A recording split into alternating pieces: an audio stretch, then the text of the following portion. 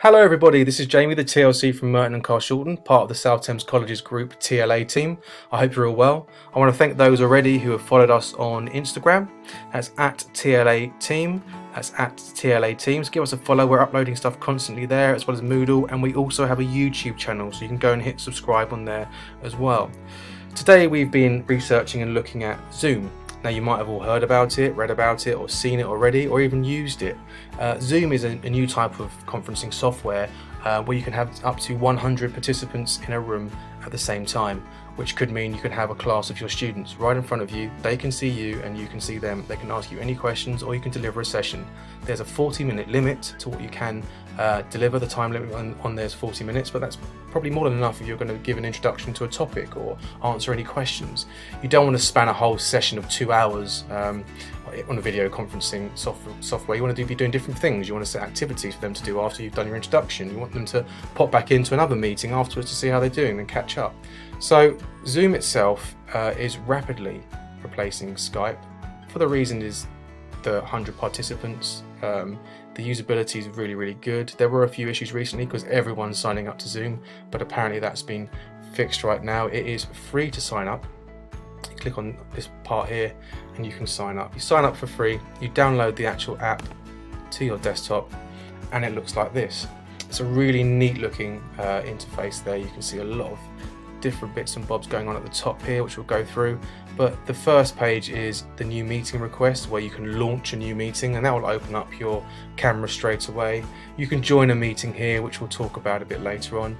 You can schedule a meeting here for a time and date, and you can also share your screen. So if you're showing your students any documents or a PowerPoint, you can share that as well. There is a chat function up here.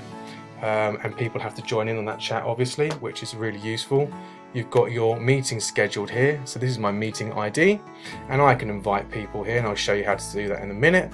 And also it will draw in your contacts, so my company contacts are just here, and these are all people that are in my South Thames Colleges Group calendar. So I'm just going to click off that. So we've got that there. I'm going to go back to the home screen. So the simple kind of way to run through this is joining a meeting. You want to click on there and you want to put in the meeting ID which someone will send you, and I'll show you how that works in a minute. It's a unique meeting ID to that person. So if you're the teacher, you send out your meeting ID to all of the students. They can add it in here and they click join, and if it's the time when you said your lesson would be, so we'll change the word meeting to lesson, then they can join in and you'll be able to see them all. You've also got the schedule here, and you can say when you want your meeting to happen. So we're going to do a meeting today, myself and Mel Coleman, and we might get a few more people to join in. We're going to say around 4 PM and then today's date, and I think we'll probably give us a bit of leeway here and run it a bit later on in case my children decide to disturb me as I'm trying to do this meeting. You can make it recurring. Yeah, you can select a time zone, obviously. The meeting ID will generate automatically, so it will give you an ID you can send people to type in the join section, and then there's a password as well. Video, obviously you click on if you want the host video to be on, and obviously the participants videos need to be on as well so you can see them, and then you hit schedule on here, which is a fantastic way to set up a meeting. So what I might do is turn that on and turn that on, and I will schedule that meeting. That meeting is being scheduled. Okay, and it drops into my calendar. I'll drop it into my work calendar, which is great. And where I don't want any new bits and bobs on my calendar on my Mac, that's just popped up itself. So on here, I'll have my meeting scheduled here, as you can see. And it is my 4 till 5 meeting, which I scheduled. I need to invite Mel to come and join in on this meeting. So I'm going to send her an invitation just by copying that invitation. I'm going to open my email. Remember, this is in real time, so we'll see how it goes. I'm going to start a new email here. I'm going to enlarge that. I'm going to paste in my meeting there. I'm going to type in Mel's email address, which is there, and I'm just going to put in here Zoom meeting, just so she knows what I'm sending her, and then we're going to click go there. My meeting's here, and this is all set up. Mel should receive that invitation. As soon as it hits 4 o'clock, I'll get a notification.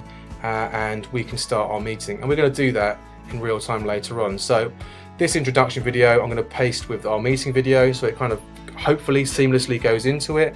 But that brief overview hopefully shows you the capacity of what Zoom can do. And again, with anything like this, you need to play around with it, you need to try it out, and you need to give it a go.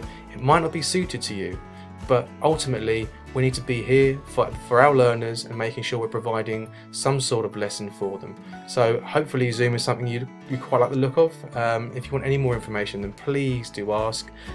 So yeah, next part of this video, which will be coming up in hopefully a couple of seconds, will be the actual Zoom meeting between myself and Mel. And just before we move on to the scheduled meeting that I sent to Mel, I've also invited a few other people, so hopefully they'll join in too. I wanted to show you this feature here.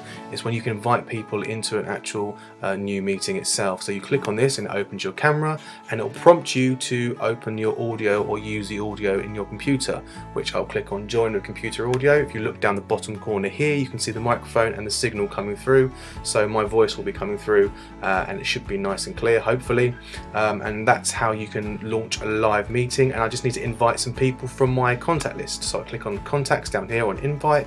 These are all my STCG contacts I have, so I can invite those people and they'll get a notification saying Jamie started a meeting or joined Jamie's meeting.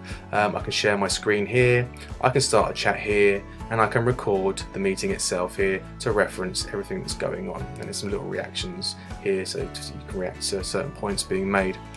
So basically, that is the quick overview on how you can invite people from a live feed. It's my camera has been launched, hello, and I will see you hopefully in the next section of this video, where we will be talking to a number of people in a Zoom. Here we are, we're about to go into our scheduled meeting. It says it started now. I'm just going to see if people are there. So if we go to this button here and click start, I need to enable my audio again, turn up using my audio device, and it should launch it.